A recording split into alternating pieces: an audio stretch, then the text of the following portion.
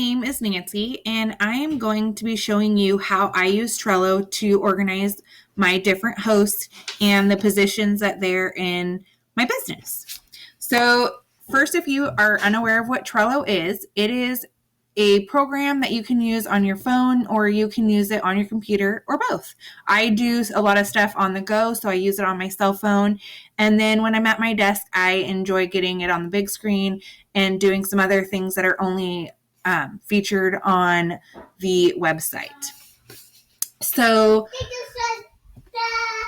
I am a mom, so you might hear little voices in the background, but I will do the best that I can to keep it minimal. So Trello is compiled of boards and also cards. So here's all my different boards. I am just showing you today what I have is our shared host info. So I have, my board is called shared host info. You can change the name however you'd like or to whatever you'd like.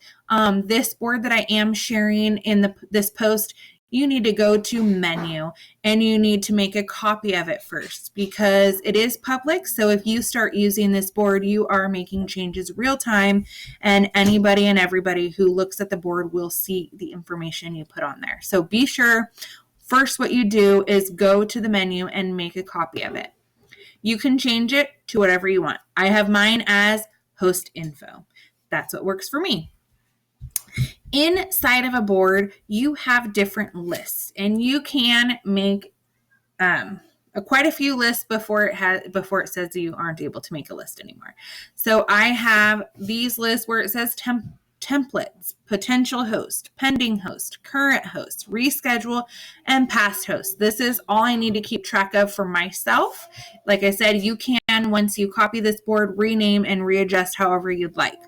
My templates are for my host. So it has in the description, I can change up here the host name to the person that this card's going to be about. And this is the description. And you just click on it and you can edit the description. You can put more information or take away information of what I have in here. I like to have their name again, their phone number, their address, their email. For me, this is easier than hopping onto my dashboard and making 1,000 different clicks to get to where I need to go to find their address.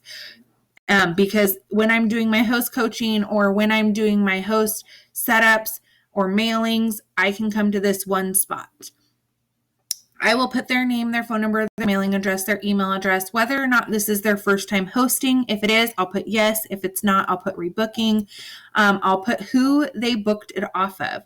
If I've promised them a booking gift, like get a free kitchen cloth of your choice of color. So I will write, eggplant kitchen cloth.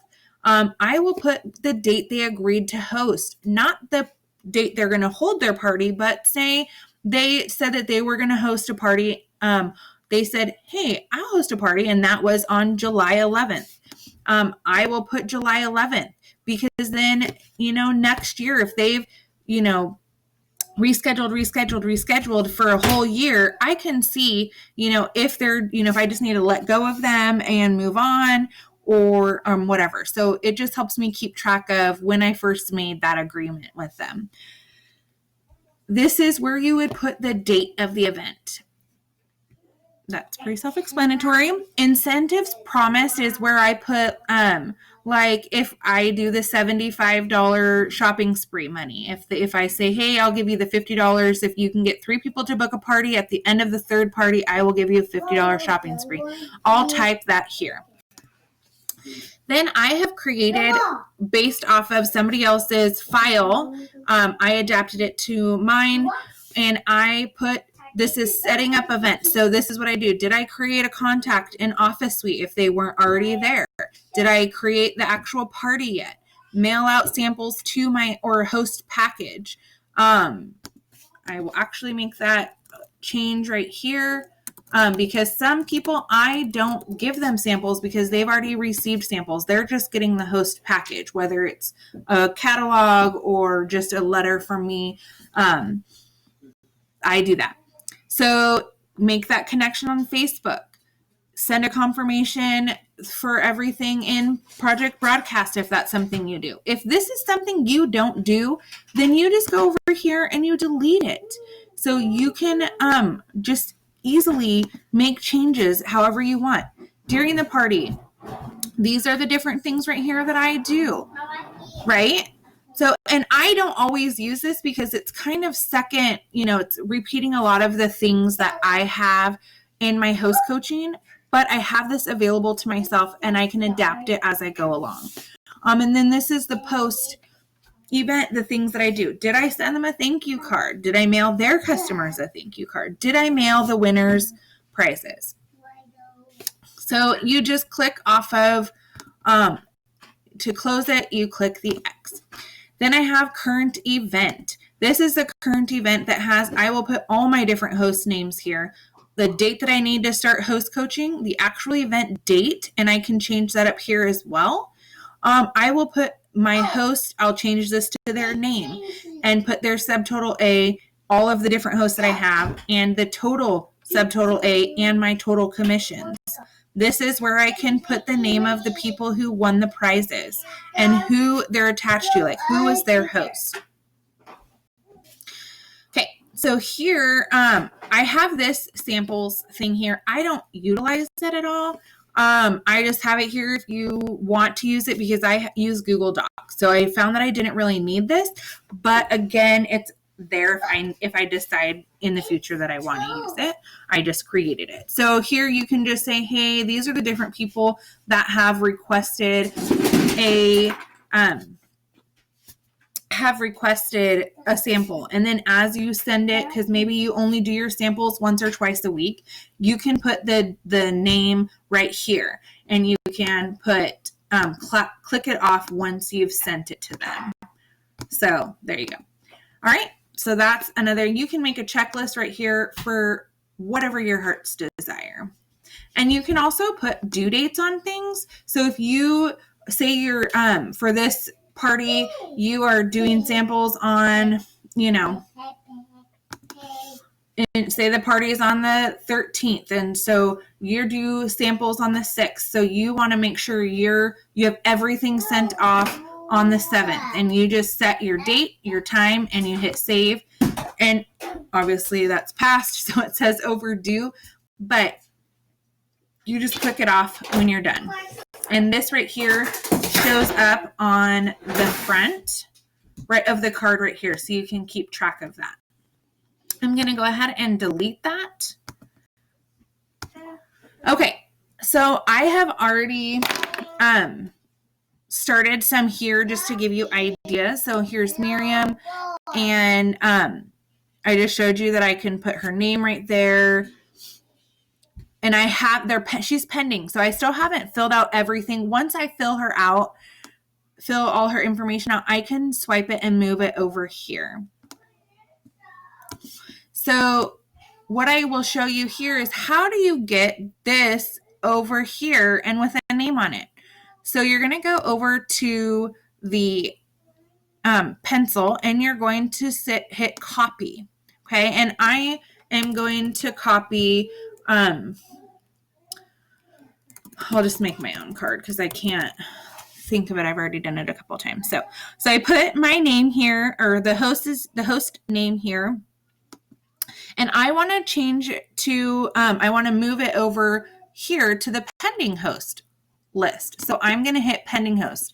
I'm going to create the card and watch what it does. So here we go. It puts it in your list. You can move it whatever position you want. If you want to keep it in order of when you've created them, then it'll go from first to third. So you can then, I'll show you Sally Joe. I have already filled out most of her information here. You go up here. This is where you change the name if you have to make any changes. And you'll see this will be in the card of just how you do, how you would fill that out. So Sally Joe, she said she wants to have her event on the 13th of July. So I'm going to sweep her over here.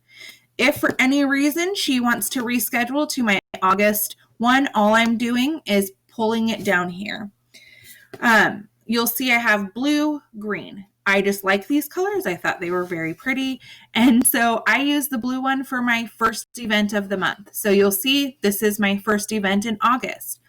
So you can change that by going to the cover. Again, this is one that this is a feature you can only do on the website. You can't make this change do the cover colors on your phone. At least I haven't found a way to do it.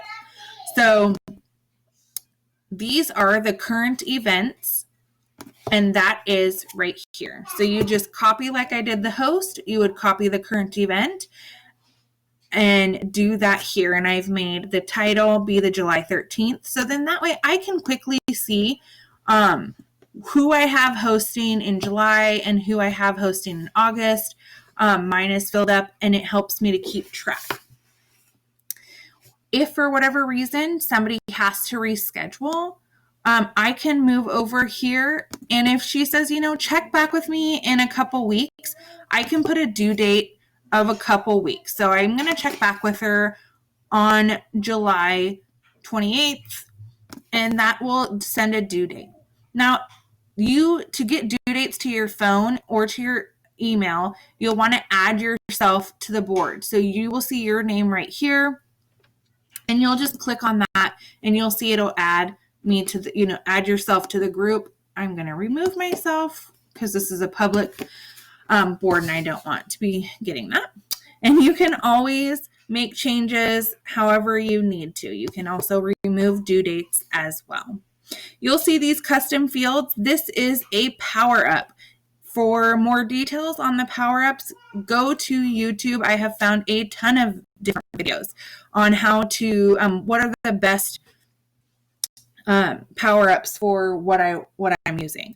So custom fields is an awesome one. I just put earn incentive, the $25 incentive, whether I've closed out the party or not, whether I have filled out events booked off of this party. So whether I already put in my pending host from this lady's party, and whether she earned the $50 shopping spree. So you can just click on them as you've completed them. And once you click out here, you will see right here what I have earned or what I haven't earned. Okay. And then once you're all done, you can put that person in the past host, and then you have a list of all your past hosts. So I hope this video was somewhat helpful. Again, just a reminder, if you decide to use this board, please first go to the menu and copy it. It doesn't show you right here how to copy it because this is my board. Let me see. So yeah, it doesn't show me how to copy because this is actually my board. So you will see how to do that. It's usually right up here. I can see right here, I can copy the board and it'll make a copy of it. Usually it's like a double paper right here, and you can see that. So there you have it. If you have any questions, just let me know.